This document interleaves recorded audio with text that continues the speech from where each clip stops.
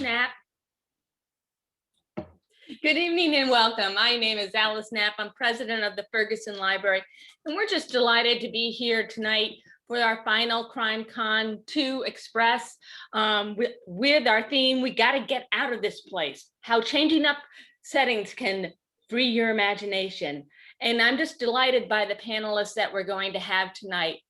This program we've been doing with the Mystery Writers of America, New York, Connecticut chapter for several years.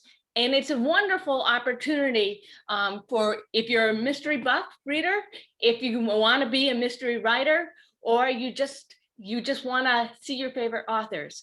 But we do it with, it's the Friends of the Ferguson Library doing it with Mystery Writers of America, New York, Connecticut chapter. And the Friends, if you have a moment, just think about joining them. They are the secret sauce that makes the Ferguson Library great. And we have some great author series coming up this summer. You can check our website. And I think we have a couple planned for in-person getting towards August and into September. But now I would like to introduce you to Connecticut writer Tom Straw. He is an Emmy-nominated TV producer and author of several New York Times bestsellers under the pen name Richard Castle, which you can get at the Ferguson Library. He still writes and produces TV, most recently Showtime's Nurse Jackie, and is also a director on the National Board of the Mystery Writers of America. Tom? Thank you, Alice, and everyone at the Ferguson Library in Stamford. You know, for many years, the Ferguson Library hosted CrimeCON's annual in-person panels. And now, for the second time since the pandemic, they've organized this Zoom series so Mystery Writers of America's New York, Connecticut chapter can go virtual. Tonight is our final of 3 consecutive Thursday night programs in this series. In my social media teaser, I called this a deadly Zoom. I want everyone to know that's just a figure of speech, because if something does happen to anyone, I don't want to be under suspicion of murder. The title of this evening's program is We Gotta Get Out of This Place, How Changing Up Settings Can Free Your Imagination. We have a panel of exceptional authors plus one who is our moderator. First, let's say hi to our panel. Cara Black is the author of 19 books in the New York Times bestselling Aimé Leduc series. She has received multiple nominations for the Anthony and McCavity Awards, and her books have been translated into German, Norwegian, Japanese, French, Spanish, Italian, and Hebrew. She lives in San Francisco, which is where she is right now, with her husband and son, and visits Paris frequently. Show off.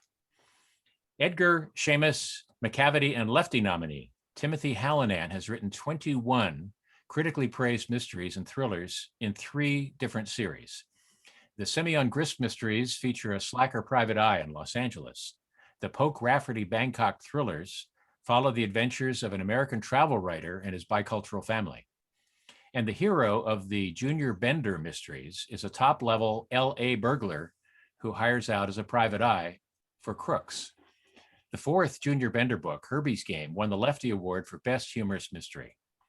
Before turning to writing full-time, Hallinan was an active person in television and the fine arts, as a principal in a firm that represented the best of American and British television, major art museums, touring fine arts exhibitions, and classical orchestras. Timothy is currently finishing the 8th Junior Bender book, Rimshot, and is also at work in a new series that will be set in Hollywood in the 1930s after the introduction of sound. A little humor there. Johnny Temple is the publisher and editor-in-chief of Akashic Books, an award-winning Brooklyn-based independent company dedicated to publishing urban literary fiction and political nonfiction. He won the 2013 Ellery Queen Award and is the editor of the anthology USA Noir, which was selected as a New York Times Editor's Choice. Temple has taught courses on the publishing business at Wilkes University, Wesleyan University, and Pratt Institute. He's also the co-chair of the Brooklyn Book Festival Literary Council, which organizes the annual Brooklyn Book Festival. He also plays bass guitar in the bands Girls Against Boys, Soulside, and Fake Names, which have toured the globe and released numerous albums on independent and major record labels. He has contributed articles and political essays to various publications, including The Nation, Publishers Weekly, Alternet, Poets and Writers, and Book Forum. Our moderator tonight, Scott Adlerberg is the author of 4 novels, including Graveyard Love, a psychological thriller that takes place in upstate New York, and Jack Waters, a story of revenge and revolution in the Caribbean island of the early 20th century. His stories have been published in various anthologies, and his pieces have appeared in the Los Angeles Review of Books, Crime Reads, Mystery Tribune, by NWR, and other online sites as well. Every summer, he hosts the Word for Word Real Films Talk series in Bryant Park. He lives in Brooklyn, but tonight, Scott is going to get us out of this place. Scott, take us away. Yeah, getting out of Bed-Stuy. I'll try to do that. Not as easy as it sounds, but hello, everybody. We may as well jump right into it. Tim, since you were the last to arrive, we'll have you be the first to answer. How about it? Get right into it. Okay. I wanted to ask you, you started out as Tom kind of mentioned, writing about a Los Angeles private eye, Simeon Grist, from like 1989 to the mid 90s or so. And I guess then there was kind of a pause in publishing, and then you picked up or started, a new series, the Poke Rafferty series in Thailand. And I was wondering, how from being, writing about Los Angeles, are you from the West Coast originally, or is that where you grew up? Yes, I'm from LA. You're from LA, so you were writing. But I grew up all over the place, but I'm in LA again now. So okay, so you were writing about a place in the first series, more or less home, let's say, and then how did you wind up making, Thailand the center of your sort of fictional universe for many, many years? well, I have kind of limited vision in terms of my imagination. One of my favorite writers, Robert Benchley, wrote that he had limited literary vision. When he read War and Peace, what he saw was his neighborhood in the Bronx. He could not imagine anything he hadn't seen.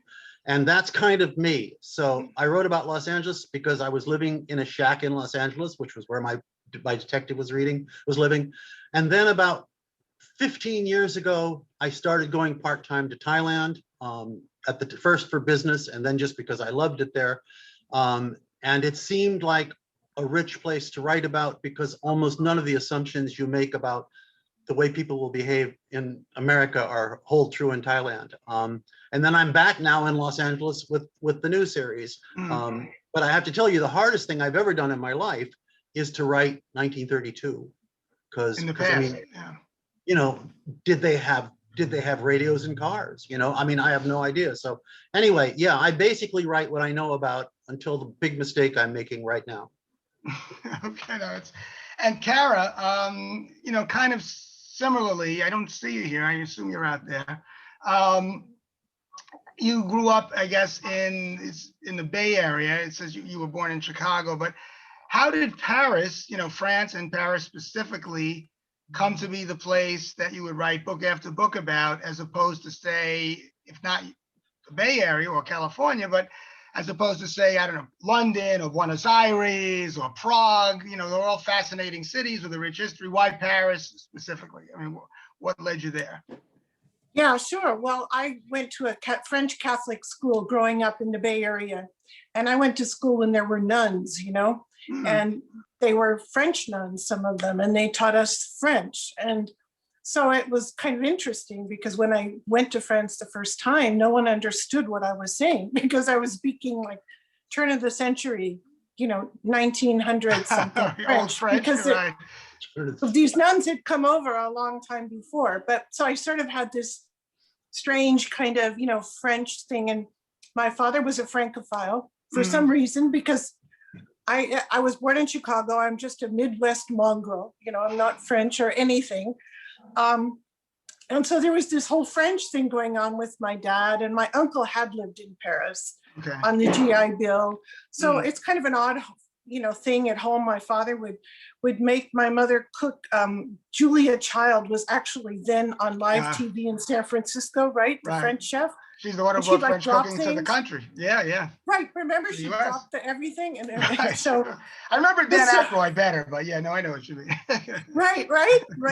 So anyway, there was this whole French thing going, and I went to France, and I went back several times. And in 1984, I went to visit my French friend, and she took me to the Marais, which in 1984 was not gentrified or looking like it looked books now, and took me down the street and showed me the apartment where her mother had lived during the German occupation. And her mother was 14 years old at the time, and she wore a yellow star.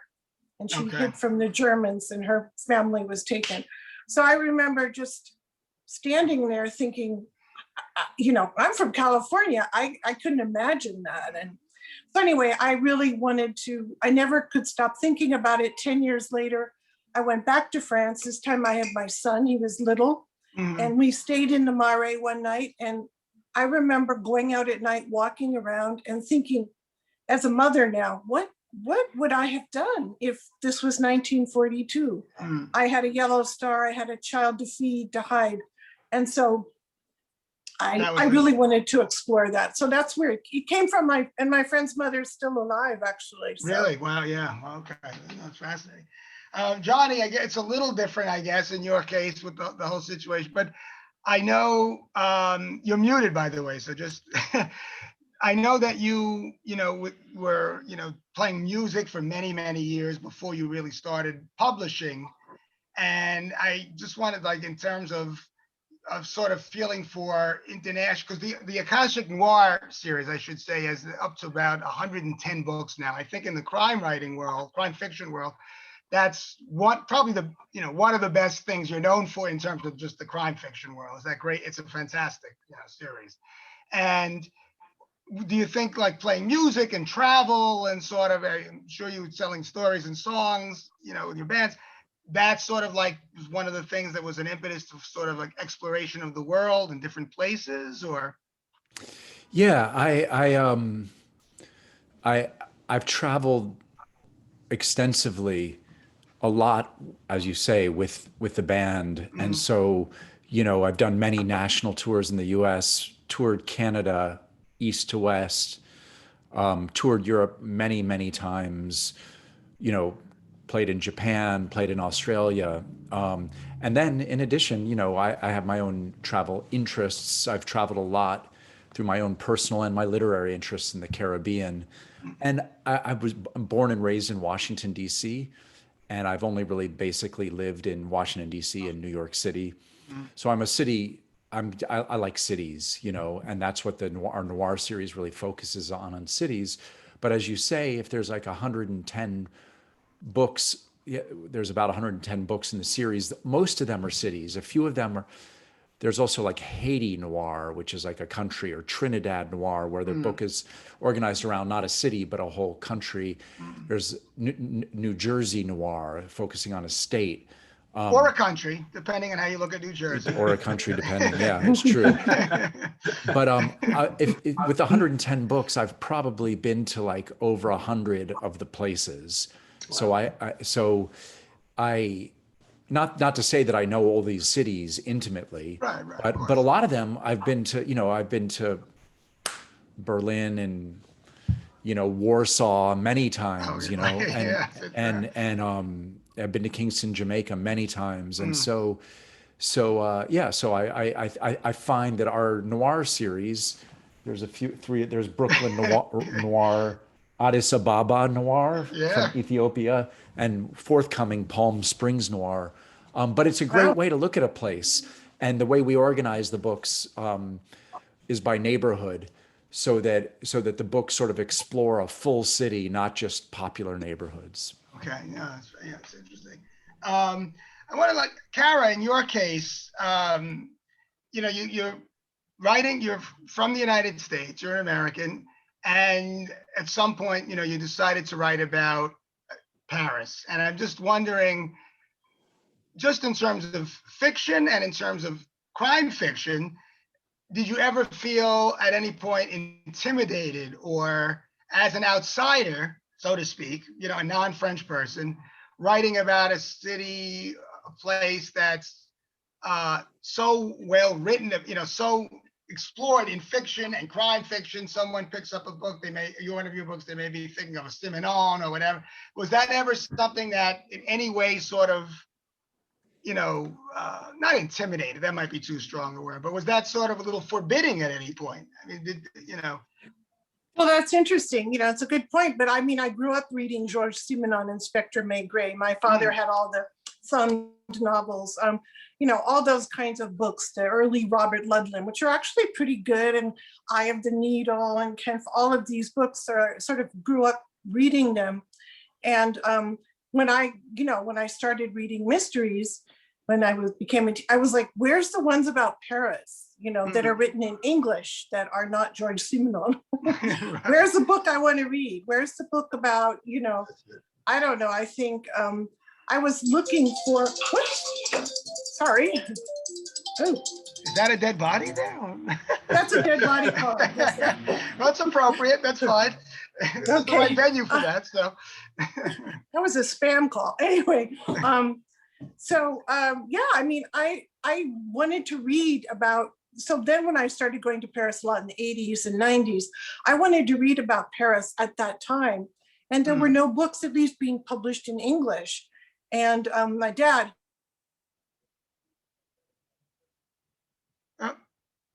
froze.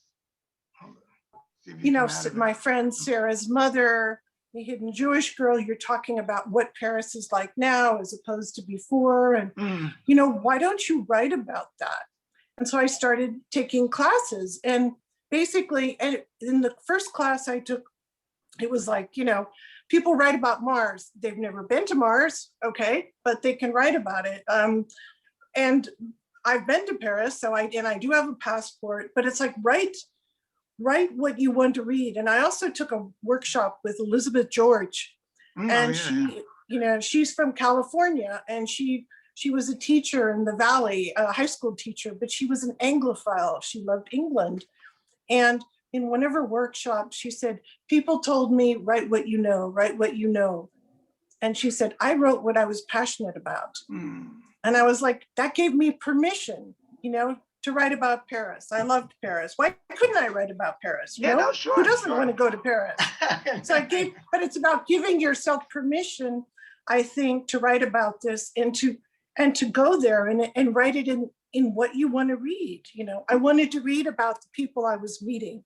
Right. Yeah. Write about what you want, what you would like to read. And there's a lot of different, what does know mean? Maybe it's something, like with passion, not just, I got to write about the building across the street. That's very limiting.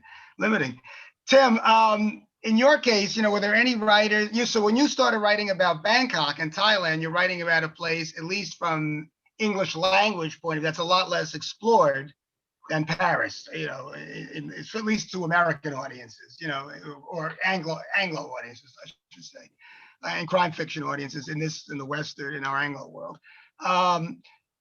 Were there any writers, not necessarily about Thailand, but in general, who you sort of, when you started that kind of writing, in terms of who you sort of had admired, emulated, like Somerset Maugham, or people, whether they're crime or not, who those kind of people who lived abroad? Let's play a rubber. We'll have another game of bridge. There's so many games of bridge in Somerset Maugham. I practically learned the game from them. Were there any writers like that who you really kind of, sort of studied or admired? Well, Mom is a great writer, and I loved it. But I'm basically writing about Westerners in Thailand. I mean, what fascinated me when I went, not that Bangkok is not one of the most fascinating cities in the world. I mean, you'll walk down one street and it's all bars, and you'll turn a corner and it's all temples. I mean, it's like everything. It's like an accordion that's been pushed closed forever. And it's just, you can stand on any street in Bangkok for 5 minutes and get 4 or 5 story ideas just from watching the people go by. But I found that the people who chose to live there were a really interesting bunch. Some of them were there because of spiritual reasons, because of Buddhism. Some of them were there because they had fled America and Thailand was welcoming. And some of them were there for the sex trade. And all of that was a community that I had never read anything about, a community that was formed like that. So while there are a lot of Thai characters in the books, they mostly focus on Westerners. And I kind of regret having brought the series to a close, because now I'm thinking about all sorts of other books. But the farthest I went with Thailand, I think, was that my hero was married to a Thai woman who had once danced in the bars, and they had adopted a little girl from the street, a little girl named Meow. And when they adopted her, she was 6, and she was filthy, and she was selling chewing gum in the street. And I was writing in a coffee shop right on Pat Pong, which was the big sex street. Mhm. I look over because somebody's looking at me, and it's this little girl. And I look at her and she runs away. She's back the next day. I look at her and she runs away. That happens 3 or 4 times. Finally, I say to one of the waitresses, go out and get her and bring her in. Maybe she'd like to eat something. So they go and get her, and she's obviously really fuddled because here I am, I'm a Westerner. But in the meantime, I've been writing. So what I do is I set up a game on the computer. And I show her how to do it. Just it's like, you pull the thing back and the ball goes. And I go away for like 35 or 40 minutes. Just go take a walk and think about what I'm writing. And when I got back, the booth was empty. There was a stack of chewing gum this high where I was sitting, and a score in the trillions on the game I'd been teaching her. And from then on, I saw her for maybe 9 years. Wow. Whenever I went there, she would come and I'd give her money so that she could go buy clothes and stuff. Because she was working for the gangs. I mean, she was out there peddling whatever was peddling, and then she disappeared. Mm. It really distressed me because the women in the shop said she probably had been taken into the sex trade. But she is the adopted daughter of my protagonist and his Thai wife. Right. Okay. And she is, if anything, she's the horse I rode through the whole series, all Okay. essentially seen from her energy. So yeah, it's a fascinating town, and I was just really lucky to have walked into a sort of a juncture of it that I found personally interesting. Okay. Yeah. Yeah. Johnny, I wanted to ask you. This is something that I always find a very interesting discussion in terms of noir now means so many different things. It's a great so you just have a series of books. You have to call them the same thing, but it's always been interesting in terms of these books they're great to explore different parts of the world through crime fiction for the most part in the stories. Like, what does noir say? Like, you began, let's say, the first couple of books with Brooklyn noir, there's LA noir, kind of places you would expect noir to be associated with, as opposed to, say, Baghdad noir, or places, is a place that's in a state of almost chaos, at a time. Is that really, noir as we define it? Or is there a certain structure that needs to be in place so that there's transgressive action? Because you have a Syrian noir now, you know what I mean? A place that's in complete mess. What's the difference between there are crimes committed every day, everywhere, at all times, it's a horror show. Could you do something like, like that? And I just always thought that was, I'm not, talking about just the title, but have you thought just that sort of aspect, sort of regulated societies more or less, as opposed to, spaces that are more chaotic? Yeah, I mean, it's true that if you read Palm Springs noir, it's going to be very, very, very different than Baghdad noir. Of course. And we're not trying to be like, we're so far from like, it's not a purist in terms of genre or style noir. Right. Yeah. We define it super, super broadly because this is a big series and we want every book to be really, really good.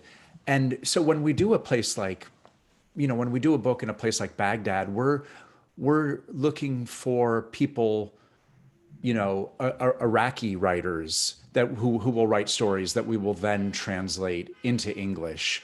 Occasionally, like in a book like Baghdad Noir, you might have one American writer or one British writer. I don't think there are any in Baghdad Noir, but in some of the other international volumes, there may be one, occasionally two American or British writers, but it's really about sort of capturing a local's view of the city through dark fiction that probably doesn't have a happy ending. But we're not looking for fedoras. The books do have, some fedoras and femme fatales in them, and other tropes of the noir genre. But otherwise it's much more about trying to capture the feel of a city through the city's underbelly, not like a comprehensive view of the city, but a feel of what's really like happening, right beneath the surface.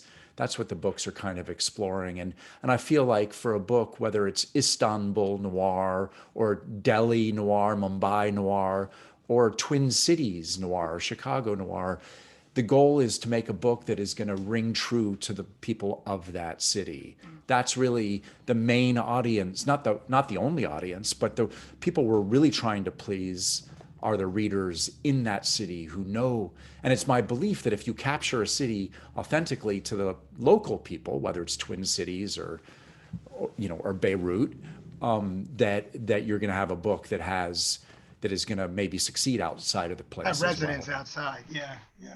No, that's fascinating. It's kind of, sort of kind of takes me back, like Tim's saying, he decided to explore Thailand mainly from the Western's perspective. And Pope Rafferty is a travel writer, so that's the perfect vehicle, or he's the perfect vehicle for that kind of. He's an outsider exploring a place.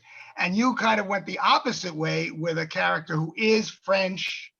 It's not an American living in Paris or anything like that as your central character. So obviously that was a conscious choice, but what was sort of because you wanted to write in English and see these book stories that you hadn't been reading, but it's French from a French perspective, at least in the books. She's half French, half American. No, she grew up in Paris. She calls herself a Paris rat, and But in my newest book, which is not part of that series, it's a World War II historical, 3 Hours in Paris. I got to change, and you were talking about before about, the title of our talk is exploring, getting out of the comfort zone. So I went out of my comfort zone of having this pretty much Parisian woman to an American woman from rural Oregon, born, grew up during the Depression, who goes to Paris on a sniper's mission to shoot the Fuhrer on Hitler's visit to Paris, his only visit to Paris, which was 3 hours. Spoiler alert, she doesn't shoot him. Okay, he lives. Darn it. It's not like a Tarantino film, in other words. You don't change history. Okay. Yeah, knowing Glorious Bastards. Kind of want, but not going there. But I got to explore with Kate and a big bone gal. I got to explore an American set down in Paris, Nazis all around her, cat and mouse. How does she get out of there? And she sticks out like a sore thumb and we have to deal with that. And that was so liberating to write this standalone thriller, to get away from Aimee and her fashionista part. I know Tim has written so many different series, but for me, the first time writing a standalone, it was scary. And then it became liberating.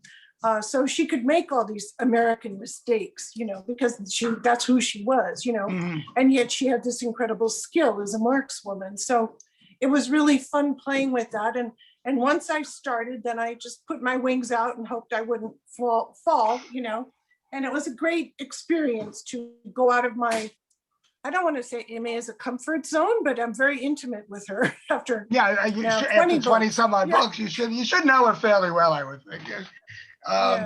Tim was talking about, a little bit like this, getting out of your so-called comfort zone, and you were alluding to it with your, the historical. How's that been in terms of, there's always the risk of getting bogged down with research. I remember once reading E.L. Doctorow said he did as little research as possible, which astonished me since he's a great historical novelist. But I think his point was, you could get off and spend a year doing research and you're going to use so little of it. So he would kind of do it as he was going along to not get bogged down with that. How's that been for you? And, comfort, discomfort, and what you're doing in terms of research? Well, comparatively speaking, it's a nightmare. I lost 3 hours yesterday trying to figure out whether there were radios in cars in 1932, because it was very important that a bunch of chorus girls heard a song on the radio. Okay. Writing the 18-year-old girl who flees from Minnesota to Hollywood to become a movie star, trying to figure out how she went, where she changed trains, how long it took. That took me a day and a half. I'm used to, I write really fast. And I think that one of the salutary attributes of this is that it's slowing me down. And it's making me think, maybe I don't have to do 4,000 words a day. Maybe I should be happy with 450 as long as they're the right words. But it's a very peculiar feeling to know that, when I'm writing about Thailand, most of the characters I'm writing about are American. I understand the tragedy behind the girls who came down to Bangkok to work. I understand the starving families and the rice farmers who have been essentially their land has been stolen from them. So I know how that works.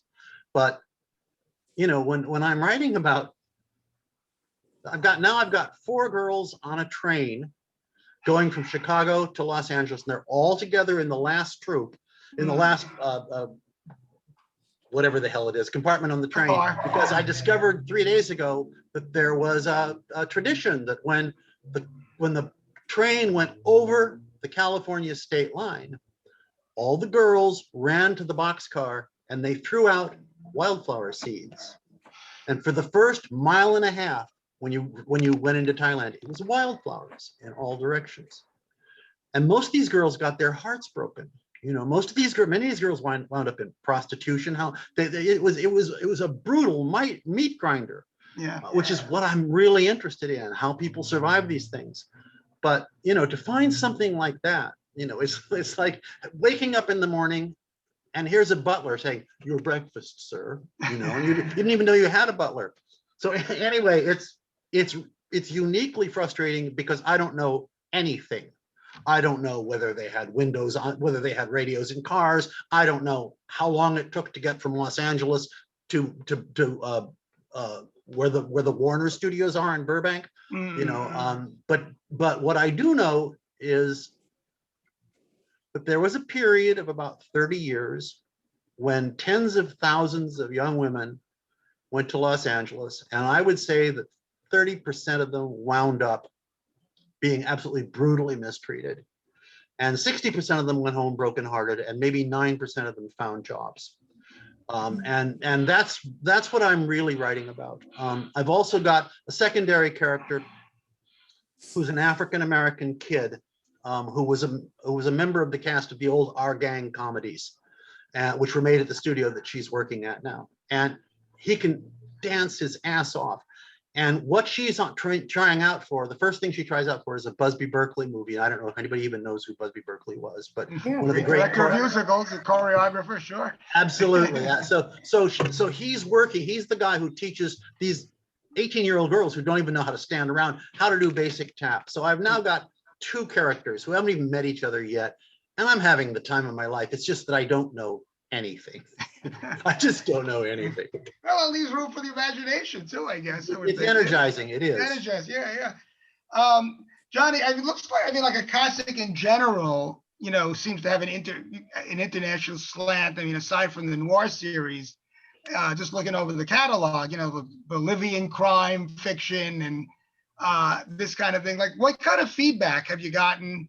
I mean, assume positively, you know, in terms of like readers, just ordinary readers. You know, I didn't know about this author. I never heard about it. It's great to read something that's a crime novel set in La Paz, that kind of, from the point of view of new things that are opened up to readers. Yeah, we get, our readers are, super appreciative. And the fourth book that we published was a novel called Outcast, a crime fiction novel by a Cuban writer named Jose Latour. And I had been on a trip with my girlfriend at the time, who's now my wife. We were going down to Mexico and to Cuba. And so I had started publishing, and people sort of introduced me to some Cuban writers living in Cuba. And at that time, the embargo against Cuba was strong enough that publishers were a little timid about publishing Cuban writers living in Cuba. Cuban writers who were living in America or, you know, elsewhere or in Europe could get published, but not in America, but not Cuban writers living in Cuba. And so I sort of took a risk, figuring this is really low impact. I'm a tiny publisher, especially then. It was just the very beginning, and we got, and that book ended up being an Edgar Award finalist. It was the first crime fiction book that we published, and so we came out swinging. Yeah. And people really appreciated it, and they appreciated the sort of daringness of, you know, kind of going against, you know, the American foreign policy. It was funny because I actually got a call from the State Department, like the Office of Cuban Affairs called me up, and they were like, we just want you to know that we know what you're doing. And I was like, I have no idea what I'm doing. So maybe we could work something out here. Right. They know more than you, apparently. Yeah. But it was just sort of a heads up. And I think it was 98. Would Bill Clinton have been president in 98? Do I have that right? Yes. Yeah. Clinton is 92 to 2. Yeah, right. Exactly. So it was a sort of a friendly State Department call just to let me know that I was on their radar. And then, when, Bill Clinton left office, I got a little nervous, but still figured it was a safe bet. And it was an important, it's about sort of letting people have their voice. I wasn't publishing communist tracts, Right. Yeah, I mean, Cuban writers, some of the way Leon, what's his name, Padura, how they sort of negotiate that sort of narrow, right. And that's one of the things that makes the literature so fascinating. Let me go to one question here. Let me ask you one last, all of you. I mean, I think one of the best things that's happened in recent years with crime fiction is how international, in general, it's become. Beyond England, everyone loves it. If you like crime fiction, you grew up, you love English crime fiction, American, etc. But it's just blown up. Scandinavian noir just took over for a while, that kind of thing. What do you, all of you, each of you, anyone can answer, like to read in terms of what you've discovered maybe in the last, I mean, Johnny, obviously you're reading from all over, but in the last 10 years, 15, when this sort of international boom in crime fiction has taken off, that just appeals to you as a reader? And how it may inspire you in terms of writing also. Tim, Kara, anyone can answer. Okay, so 2 or 3 years ago, I was at the Crime Fest in Bristol, England. Maybe it was 3 or 4, I can't remember. And I was on a panel with other women suspense writers, thriller, mystery writers, all British women. And most of them were writing just domestic suspense, but it was British domestic suspense, which, I hadn't seen their books here. And it was fascinating because I had no idea, but of course it made total sense. And I started talking, here were the new writers coming up, and I was like, and I got to be friends with them, and I was really fascinated, how the British, the Locked Room Mystery or Dorothy L. Sayers, how it's sort of gone into this, not that they don't do that as well, this domestic suspense. Right. And then I thought that was interesting. So I really got turned on by that and started reading a lot of that. And a lot of those books are not published here. And then there were panels by women who were in their 20s and 30s who were writing World War II historical suspense or fiction. And I was like, why there was a whole group of them. And I was like, where does that come from? Is it because their great grandmothers, they found their great grandmother's diary or cleaned out the attic, or is it time to be told, or do they remember hearing it, or is it just generational? Is this generation actually writing about their grandmothers or great grandmothers who maybe worked at Bletchley Park and signed the Official Secrets Act and never spoke? Right. They were like this. Yeah. So, and I was just intrigued by the generational thing. So that's a long answer, but I thought I could do that too. I mean, I could try that, but I think that's really fascinating what we write about and what the next generation writes about. So I'm really into exploring that. That kind of thing. Tim or Johnny, any, thoughts on that? The people you've discovered, you've come across, or trends, or just sort of like ways of, I got into Scandinavian noir for really pretty deeply, I guess, like a lot of people. And it's just fascinating, a whole fascinating way to explore new kind of, it's same genre, but who knew that much about Norway? First of all, nobody thought there was any crime in these countries, Suddenly, these are the darkest places we should have thought of that, really. They had Ingmar Bergman, so we know they're dark, but any particular areas, Johnny, or that you kind of just for play, if you have time to read for pleasure? I don't know. I read a lot for pleasure, actually. But this isn't so much related to my my tastes in reading are actually reflective of the books that I publish. It's not a coincidence that there's a lot of overlap there. But I spent a fair amount of time in Mexico. My sister lives in Mexico, but in reading Mexican crime fiction, it was always interesting to me that the sort of cops were the bad guys, and that's what's. I will say that I feel like crime fiction and suspense thrillers, crime fiction really carry like politics and social conflicts really well. Like literary fiction, I like many people, I think ultimately these are false, Yeah. genres. Like it's all just a big continuity. But books that are more often called literary fiction, when they explore political issues or social issues, I find that sometimes they can tend to be more didactic, where there's something about crime fiction that just can really sit comfortably I agree. in various places. Maybe because a lot of it there is a strong plot, and the sort of that kind of stuff sort of is ingrained or embedded in the plot, threaded through the plot. Whereas in quote unquote literary fiction, because I agree with you about that, it's sometimes not. It sticks out a bit more. It's not always so organic. It seems like exactly. to the story. I'd like to just take a question from one of the people who asked. Tim or Kara, how do you balance? You were sort of getting at this a little bit, Tim. Like, how do you balance research and imagination when you're writing your books? If it's, in Paris, even Los Angeles, even contemporary Los Angeles, things change so quickly in American cities. After a year, I'm ready to explore New York again because I know it's going to be very different than it was a year ago. So how do you balance that kind of thing? Balance, well, it depends. When I was writing research, I love research. In fact, I could just do research all the time because that means I have to go to Paris, right? So, Terrible. Yeah, terrible. But research is all different kinds of things. I remember sitting in the Jardin de Luxembourg, right? The big garden. It has a big pool, and they push the little boats with sticks, and sitting on a bench near the Marie de Medici fountain. And I sat on that bench, I think in every, winter, summer, spring, and fall, every season. And, there's the gravel path and thinking. And then when I needed to write a scene there set in 1940,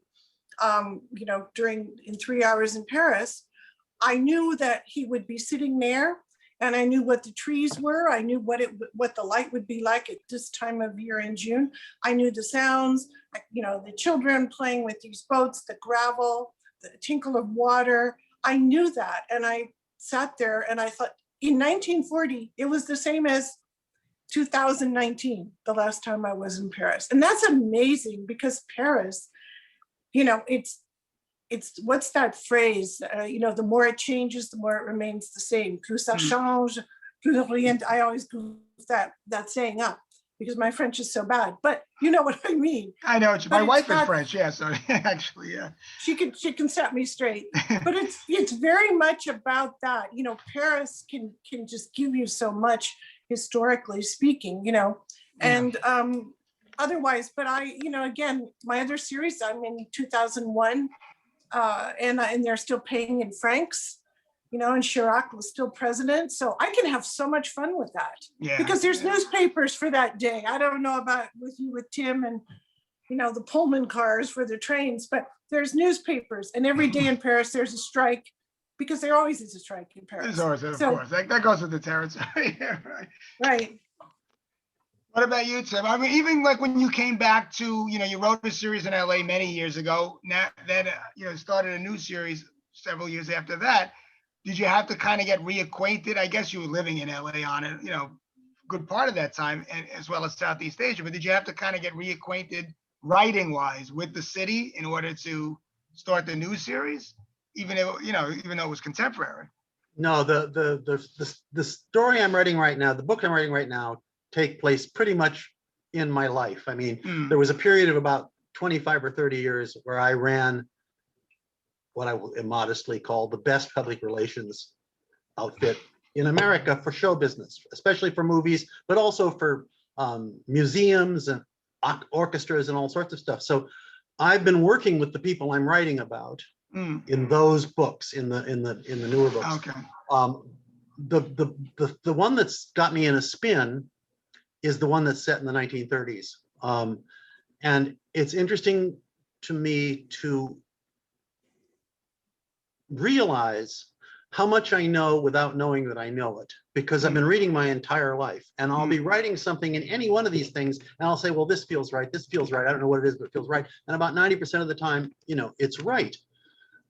Historically right. It may be dreadful in terms of creativity, but it seems to me that what we're essentially writing about in all of these books is the gap between who people want to be and who they are. And I think that's true of the good people, the bad people, maybe truer, even truer of the bad people. And we're dealing with a condition that's been with us for as long as we've been human beings. People murder each other, people steal from each other, people double cross each other, and we don't know how to deal with it. But it remains interesting, I think, to almost everybody. So, I mean, I feel like we're really, the people in our genre, so to speak, are really just dealing with sort of a permanent aspect of the human condition. And I'm happy to write about it. Yeah. No, I think that's true. I mean, and the noir series, people are people everywhere in the world. It's a universal thing, whether it's Addis Ababa or, or Trinidad or Haiti or anywhere, or Mumbai or wherever. Johnny, how do you pick the, in your case, you pick an editor, for each volume, and then I assume they have leeway to sort of, however it works, to get, pick some of the writers who are going to contribute to that edition.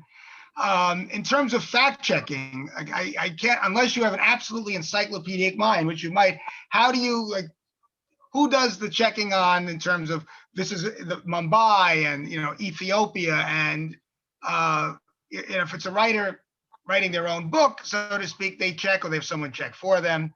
How does that work in your, with the short stories, the collection? For us, it's the most important decision we make is who is the editor of the volume. Okay. And there's a lot that we're looking for, but we're looking for someone, who really takes locality seriously, and someone who will also recognize when they're unsure about something about a local, some local detail, that they'll speak to someone else. So that's really, we've proven, knock on wood, really great at picking great people to edit these books. Sometimes it's people pitching us like, hey, I want to edit such and such noir. Other times it's like, oh, we want to do Boston noir. Who do we want? We want Dennis Lehane. How do we get Dennis Lehane? Right. And that took about 4 years to get Dennis Lehane, Really? but then we got him. Yeah, you did that? Wow. Okay. And he was incredible, and he was great to work with, and he even did oops, that's my dog. No, He it's even okay. edited a Boston Noir too.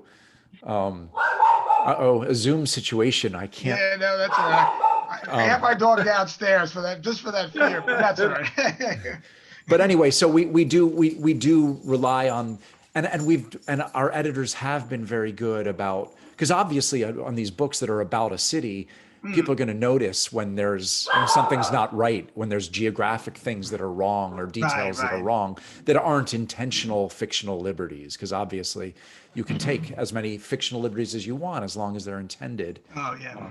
Is there anything more annoying in fiction or a movie? Someone gets on the A train at West 4th Street and they get off, at a stop that doesn't exist. As a New Yorker, I'm like, what are you talking? That's if it's supposed to be in a real New York. This is ridiculous. Lose the reader's trust with some tiny detail, and then all of a sudden you accidentally yank them right out of the story. So Absolutely. Of course, in our 110 noir series books, mistakes have been made, but not very many, I will say. Very, very few. No, that's good. That was one of the questions. I mean, Tim or Kara, someone asked, Elizabeth George talks about readers who catch her mistakes related to England. Have you, either of you, ever been caught? Oh, sure. Yeah. I'm sorry. Go ahead. Oh, sorry. Well, just today I was going through my copy edits for my next book. And even though the book has been copy edited and everyone has read it many times, I found that I had put them escaping on a street that's one way going this way. Oh, I'm like, geez. Wow, but I that's a did it. small I, you detail. know, I but had yeah. like, I went like, oh my God. And I had, you know, so then I had to change it. And I'm so glad I saw it, because so many people saw it, but I have gotten things incorrect, but you know, they were also, my stories are set, they start 1993 and we're up to going to be up to 2001. So it is the 90s. Mm. So when I first started out, there was no Google, okay? I had to like look in books, you know, real books, and go to libraries and go to archives. I even had a friend, who worked in the Marais when I was writing the Marais. I said, will you ask her what the trees are like by this square and what kind of statues? So 3 weeks later, I got a letter that was telling me what the trees were like and what the square was like. So I knew it was right, but there probably were mistakes I made. But it's true, you really have to be careful. But, you know, just because you get on Google Earth doesn't mean that that escape route didn't exist, you know, 15 years ago. Right. I rest my case. If it's in the past, there's a little bit of, you know, a little bit more leeway there. Tim, what about you?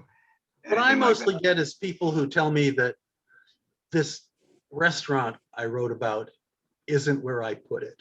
Oh, really? Okay. And I write them back and I say, it's a fictional restaurant.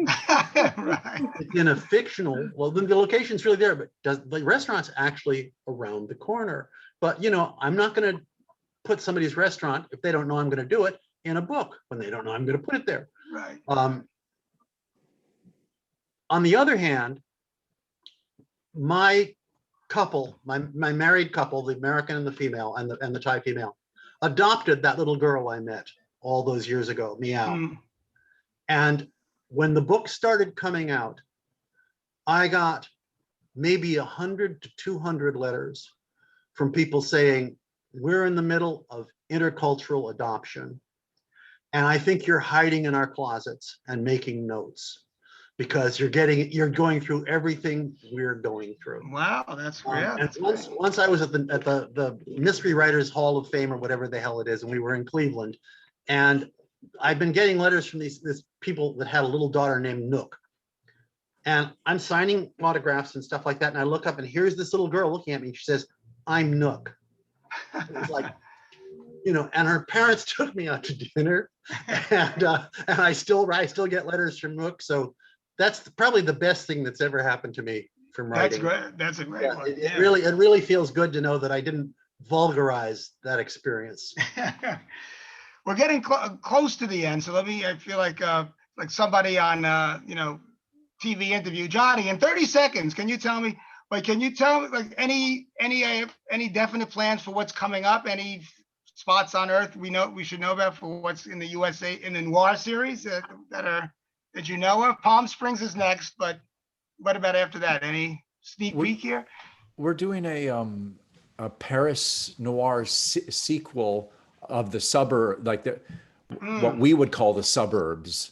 Banlieue, or whatever you call it. Yeah, the Banlieue. I don't know how to say it, but Banlieue. it's Banlieue. But it's which people, when you, an American concept of suburbs, Paris doesn't quite fit that model. So it's actually one of the more ethnically diverse of our European volumes, Okay. which is That sounds refreshing, good. and Yeah. and it's a good book. That sounds great. No, I'll look for that. I think I should hand it back to Tom. We have about 2 minutes left. So thank you. I had a good time. I hope you guys enjoyed it. Thank you. Thanks very much. And great talk. I'll turn it back for the last couple of minutes to Tom. Thank you, Scott, and to your amazing guests for wrapping things up in such fine fashion. This CrimeCON Express series has been so successful. There's talk of starting another pandemic just to keep it going. Thank you to the Mystery Writers of America's New York, Connecticut chapter for putting this on. Special mention to Chris Knopf, Jill Fletcher, and to Charles Salzberg. We're grateful to the Ferguson Library in Stamford, Connecticut for its ongoing support.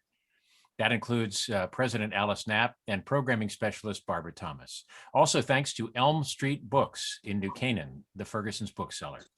A reminder that tonight's hour was recorded and is going to be available on YouTube tomorrow. So if you missed any of it, go to the Ferguson Library link. On behalf of Scott Adlerberg, Cara Black, Timothy Hallinan, and Johnny Temple, this is Tom Straw saying thank you and wishing you a good night.